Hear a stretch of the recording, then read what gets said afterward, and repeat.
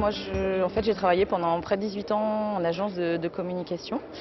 Et à aujourd'hui, effectivement, j'ai plutôt envie de m'orienter vers une franchise ou une affiliation, tout simplement parce que des envies de créer soi-même, d'avoir sa propre entreprise et de créer un partenariat avec une marque en adéquation avec mes attentes et mes envies d'aujourd'hui.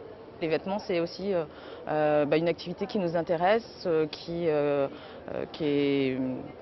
on a toujours été attirés par ça. On a aussi eu des clients dans ce secteur d'activité pour lesquels on a pu mettre en place certains plans de communication. Donc c'est un univers qu'on connaît, qu'on apprécie et qu'on maîtrise. Les chocolats, c'est vraiment aussi par plaisir et par pure gourmandise. Nous, on a un budget qu'on a estimé et qu'on ne pourra pas forcément dépasser. Donc en fonction de ça, il y a des enseignes auxquelles on ne pourra jamais accéder. Ça, c'est une certitude. Après, il y a aussi le concept, il y a aussi le type de produit, il y a la façon dont c'est mis en avant, les valeurs de la marque, sa philosophie, voilà, essentiellement. Donc, ce sont des choix financiers et on va dire aussi pour certains plus stratégiques et en adéquation aussi avec ce qu'on recherche aujourd'hui. Financièrement, c'est extrêmement difficile d'acheter une boutique ou de louer un pas de porte seul. Voilà, c'est la raison pour laquelle on va essayer de créer un partenariat et d'être ou franchisé ou affilié avec une marque. En plus, il y a la caution de la marque. On propose des produits qui sont déjà connus, donc on ne se lance pas non plus à l'aveuglette. Voilà. Le concept.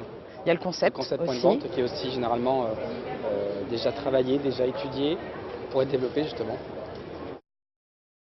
C'est surtout des questions par rapport à chaque entité, sur quel type d'accompagnement ils peuvent proposer à leurs franchisés, que ce soit en amont du projet ou une fois que l'on est devenu franchisé ou affilié, parce qu'on a aussi des marques qui nous intéressent et qui sont plus liées à de l'affiliation qu'à de la franchise. On a des questions génériques sur les durées des contrats, sur les conditions financières voilà, d'accès à la franchise, sur